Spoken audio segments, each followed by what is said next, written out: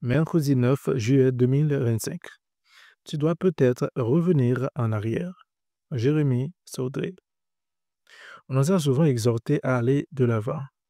Pourtant, parfois il est bon de revenir en arrière lorsque nous sommes au mauvais endroit. Et cela peut être possible grâce à Dieu. Lorsqu'on est au mauvais endroit, on ne se rend pas forcément compte, surtout dans les situations de la vie et les choses spirituelles. Dans le naturel, il serait facile, si vous vouliez aller en France et que vous lisiez sur la pancarte en face de vous «Bienvenue en Italie», de savoir que vous vous êtes trompé de route. Mais dans les choses de la vie, c'est souvent plus difficile. Je regardais une émission dernièrement sur les contrefaçons et on y voyait le créateur d'un objet de luxe ne plus vraiment savoir quel était son produit et quelle était la contrefaçon. Il y a quelques mois, nous venions d'acheter une voiture et quelques jours après, sur un parking, ma femme essaya d'ouvrir une voiture qui ressemblait à la nôtre, mais qui n'était pas la nôtre. C'est une situation amusante qui nous est probablement arrivée à tous.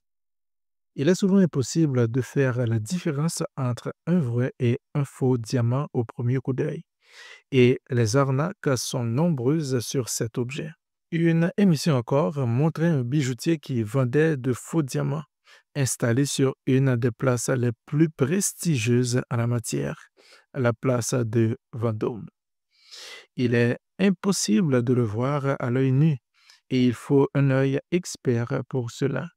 Il faut se pencher rigoureusement sur la matière. Imaginons des jumeaux, appelons-les Ésaü et Jacob. Vous pourriez être persuadé de parler à Ésaü en disant: «C'est bien lui, il a la même voix, il a le même nez, il a le même sourire, le même humour, il a la même couleur de peau» et être pourtant en face de Jacob. C'est d'ailleurs ce qui est arrivé à Isaac, leur propre père. Même un endroit dans un pays peut ressembler parfaitement à un autre endroit dans un autre pays. C'est d'ailleurs une des techniques du diable que de se déguiser, de faire croire que, de contrefaire ou d'imiter.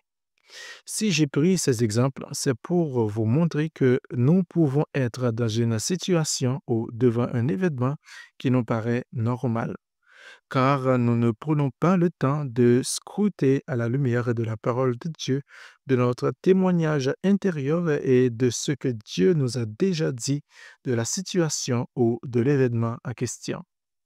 Il est possible que plusieurs lecteurs aujourd'hui ne soient pas dans la maison, ne soient pas dans la ville, ne soient pas dans l'église, ne soient pas dans le travail, ne soient pas dans le ministère que Dieu avait pour eux. 1 Roi 19, versets 11 et 12. L'Éternel dit: «Sors et tiens-toi dans la montagne devant l'Éternel.» Et voici, l'Éternel passa. Et devant l'Éternel, il y eut un vent fort et violent qui déchirait les montagnes et brisait les rochers. L'Éternel n'était pas dans le vent. Et après le vent, ce fut un tremblement de terre. L'Éternel n'était pas dans le tremblement de terre. Et après le tremblement de terre, un feu. L'Éternel n'était pas dans le feu. Et après le feu, un murmure doux et léger. Quoi de plus malheureux que de voir un chrétien perdu, un chrétien qui n'est pas dans des choses de Dieu et qui est pourtant convaincu que Dieu est à l'œuvre. J'ai déjà vu des sites Internet où l'on montrait toutes sortes de photos pour dire que Dieu était à l'œuvre à cet endroit, avec des déclarations bidons, et lorsque l'on regarde le fruit de cela, on s'aperçoit qu'il est nul et moins encore que nul. Beaucoup de gens, parce qu'ils ne vivent pas les signes et les miracles qu'ils voudraient vivre, émulent et imitent Dieu. Ceci est une chose terrible. Dans les versets précédents, Élie s'est retrouvé dans une situation de stress, de peur, de noirceur, de chemin apparemment sans issue. Il se demandait vraiment comment il pouvait sortir de cette situation. Il n'y croyait pas vraiment.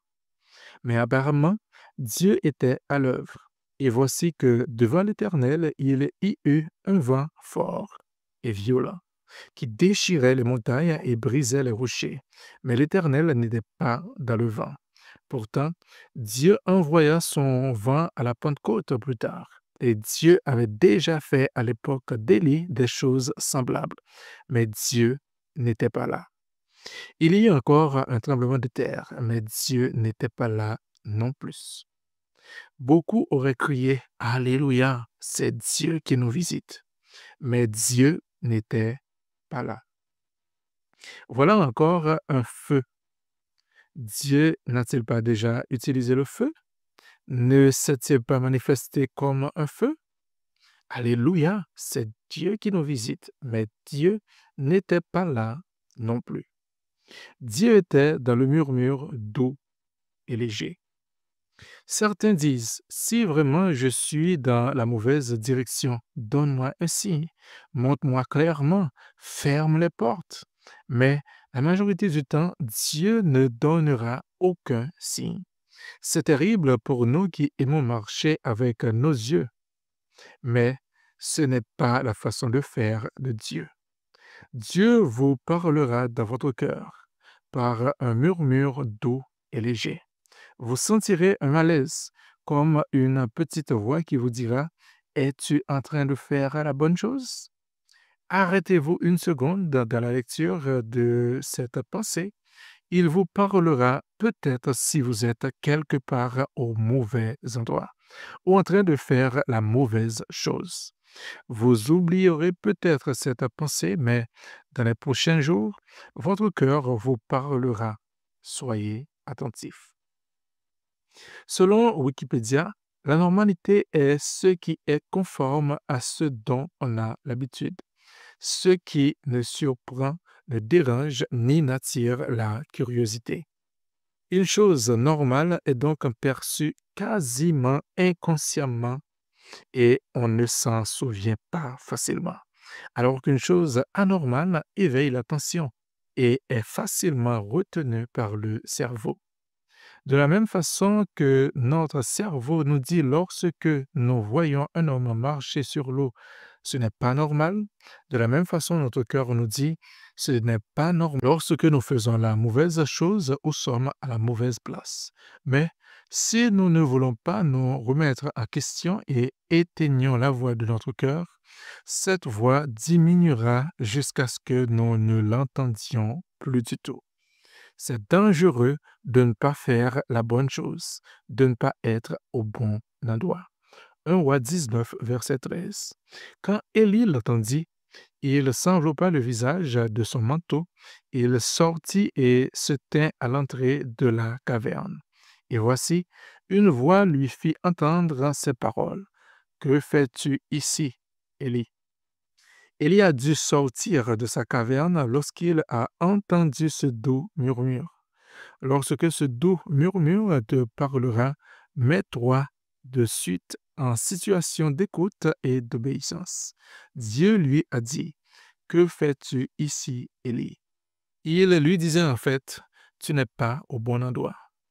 Élie avait toutes les raisons peut-être de vouloir rester dans sa caverne, là où il ne courait aucun risque, mais Dieu va lui dire. 1 Roi 19, verset 15. L'Éternel lui dit, va. Reprends ton chemin par le désert jusqu'à Damas. Et quand tu seras arrivé, tu oindras Asraël pour roi de Syrie. Si tu es dans la mauvaise direction, il n'est pas trop tard pour revenir. Si des hommes âgés de 80 ans retournent à l'école, apprennent une nouvelle langue, engendrent une nation et réussissent, il n'est pas trop tard pour toi. Si Dieu utilise ton cœur pour te parler, pour te faire changer de direction quelque part, c'est qu'il a la puissance de t'amener là où il veut.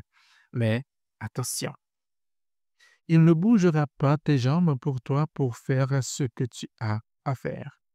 Il n'ouvrira pas ta bouche pour dire ce que tu as à dire. Ce sera à toi de le faire. Et lui mettra sa force dans tes jambes et ses paroles dans ta bouche. Alors que tu feras ce qu'il t'a dit, alors il ouvrira un chemin dans le désert de cartes routières dans ce lieu inconnu. Il n'est jamais trop tard pour changer.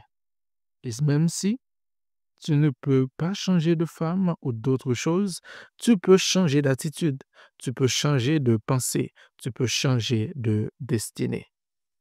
Tu es peut-être semblable à Jonas.